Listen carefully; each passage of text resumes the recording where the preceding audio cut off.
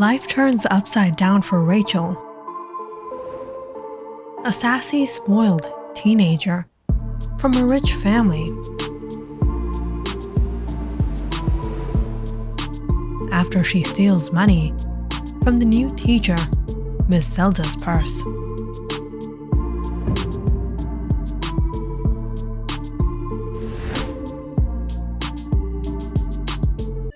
Something about Miss Zelda just isn't right. And although Rachel manages to return the money with the help of her friends, Monica and Owen, Miss Zelda seems to be on to her. For some reason, Rachel can't resist Miss Zelda.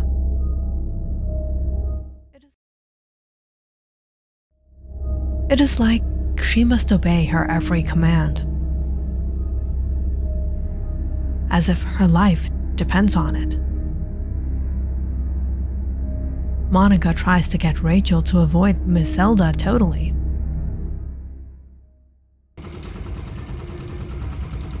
But in all this, Rachel happens to meet Miss Zelda, all alone, stranded on the road in the rain after her car breaks down. On her request, Rachel gives her a ride home, not knowing this one ride would change her life forever.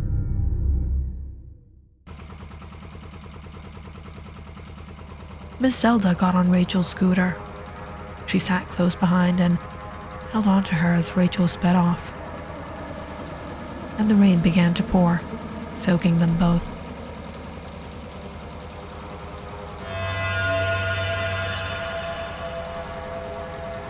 Be careful. Don't fall.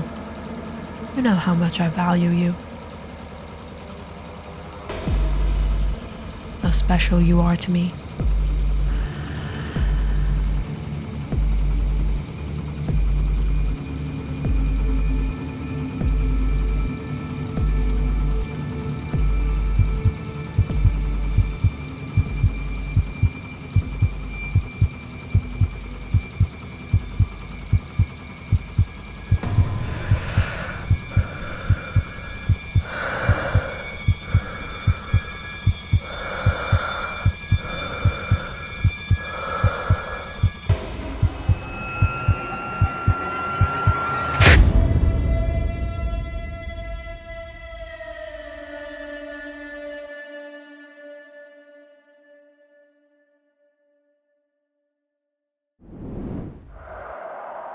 I was dropping her home on my scooter and she bit me. What? She bit you? Why would she do that? Maybe it was the accident. You rode over something and she bumped into you. No, that can't be. Because when she bit me, I stopped the scooter and turned around and Monica. Believe me, there was no one there. I got so scared. I turned the scooter again and hurried to get home.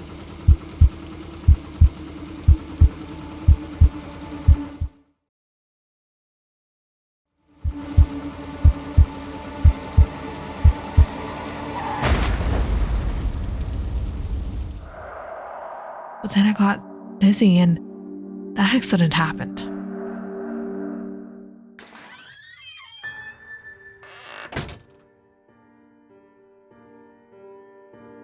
Visiting hours are over, the nurse said gently. Rachel, it's time for your medicine. I don't want to take medicine. I just want to go home.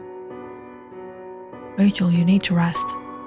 You two can meet tomorrow again, okay?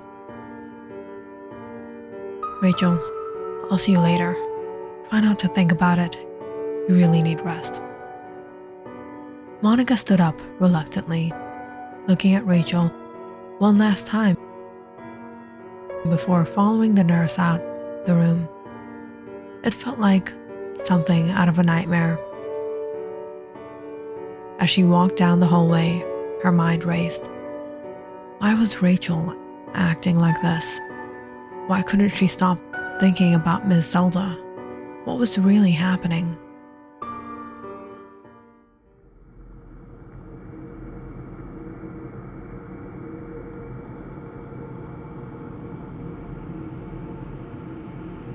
Rachel.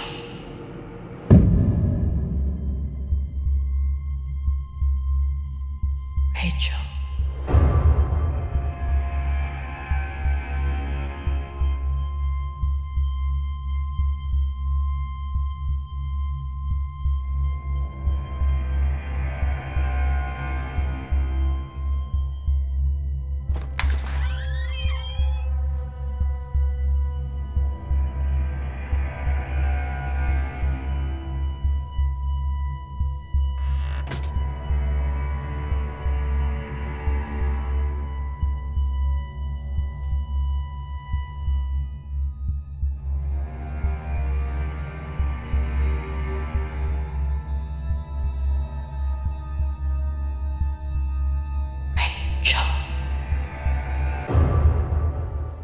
Miss Zelda?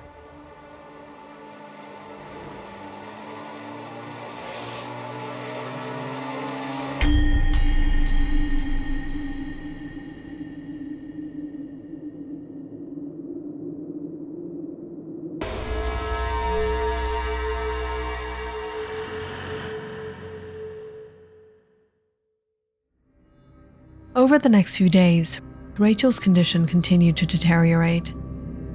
She refused to take her medication.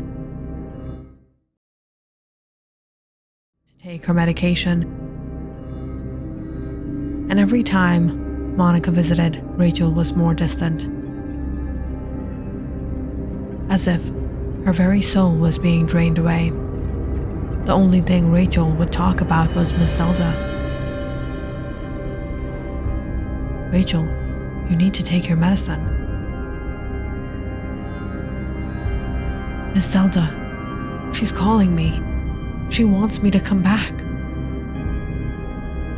Rachel, you can go to her when you're well. You need to rest now. No, Mom, I have to go right now. I have to meet Miss Zelda.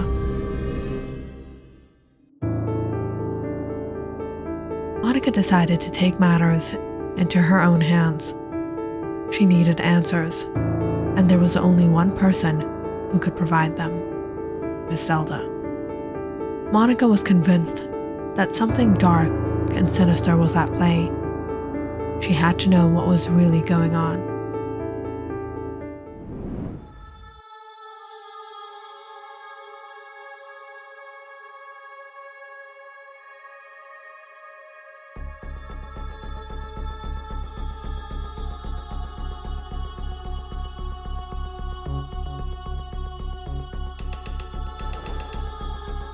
Monica had been watching Miss Zelda for a couple of days now. Every move, every glance, every quiet moment seemed to confirm the suspicion gnawing at her. Something was deeply wrong with their new teacher.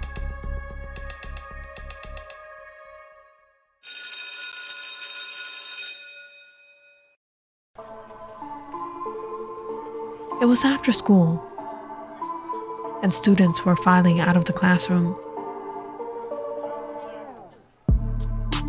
But Monica remained. She was pretending to wait for Rachel, but really she was just observing. As usual, Miss Zelda was the last to leave. The teacher's sharp heels clicked along the hallway, and Monica's eyes followed her, narrowing with curiosity. Rachel had been acting strange, completely under Miss Zelda's influence, and Monica couldn't just stand by. Something had to explain the weird hold she had over Rachel. And maybe something about Miss Zelda's habits could give Monica a clue.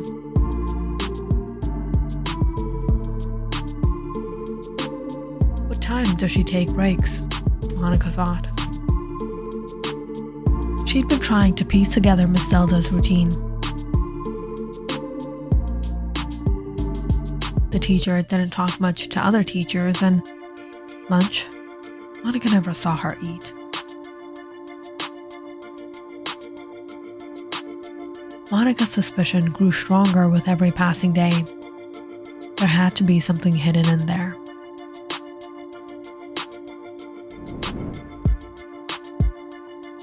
After what felt like an eternity, Monica quietly slipped through the hallways and into Miss Zelda's empty classroom.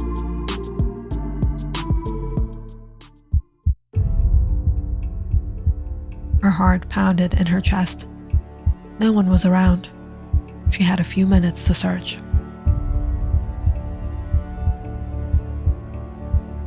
The desk was neat, just like Miss Zelda herself, pristine. Monica ran her fingers along the smooth surface of the desk and then opened the drawer. She froze when something caught her eye. A small velvet pouch tucked deep in the back. She hesitated, but couldn't resist. Monica opened it slowly. Inside was a pendant, delicate and old-looking, the kind of thing you'd expect to find in an antique store. She picked it up, turning it over in her hands. But it was what was inside that made her stomach churn. A few strands of white hair and small, clipped nails were wedged inside.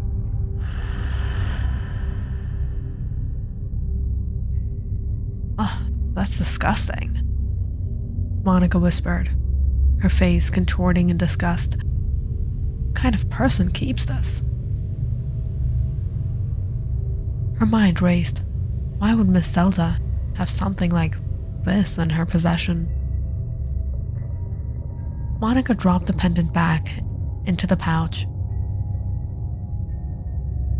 Her fingers trembling, she quickly moved to the next drawer, pulling it open with a sense of urgency.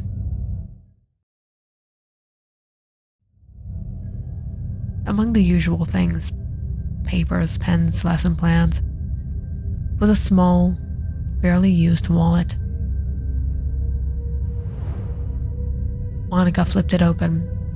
There was an ID card. Let's see what we've got here. Her heart skipped a beat when she saw it. 36, Monica muttered, her eyebrows knitting together. She stared at the date of birth. She's 36 years old? No way. Doesn't look a day over 25. Monica's thoughts began to race. She must use a lot of makeup to cover it, right? But then, she looked back at the desk. There was nothing in her bag, no makeup, no signs of anything to enhance her beauty. Nothing. How does she do it? The more Monica thought about it, the more confused she became. If Miss Zelda is so beautiful, how's it that she's single? She's got to have someone, right? A boyfriend, a partner. But Monica's mind trailed off, piecing the oddities together. She thought of the way Miss Zelda always stayed alone. She lives all by herself, doesn't she? The question gnawed at Monica. No family, no friends, just her and her mysterious routine. It didn't make sense.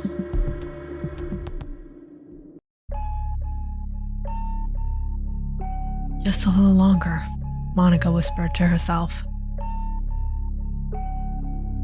watching Miss Zelda walk toward the teacher's lounge.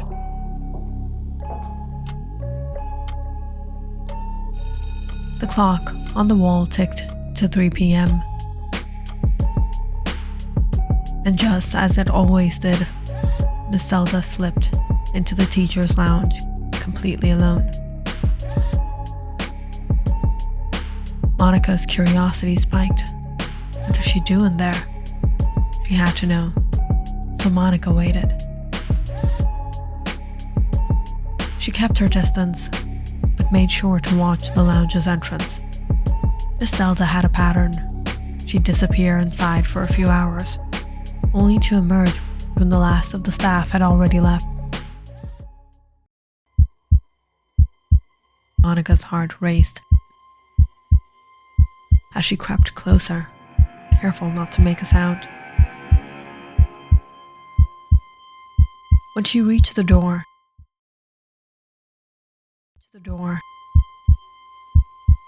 she hesitated for a moment, then slowly pushed it open, just enough to get a peek inside. At first, the room appeared empty,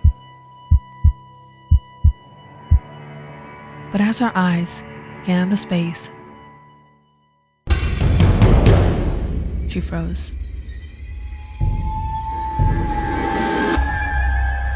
There, hanging upside down from the wall, was Miss Zelda. Monica's breath caught in her throat. What the hell? She could hardly believe what she was seeing. Miss Zelda moved with the grace of a serpent, her body twisting and coiling as if she were part of the very shadows themselves.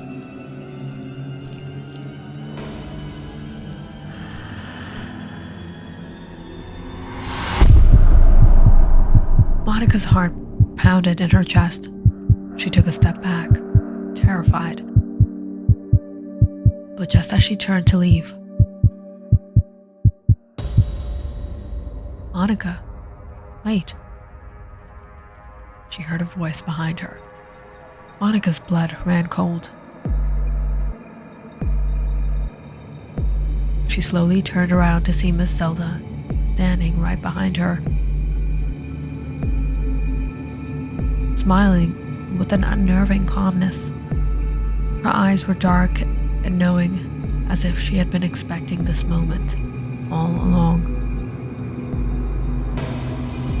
"You know, Monica," Miss Zelda said in a soft, almost hypnotic voice, "I like you too. You're a very bright student. There's something I need to tell you."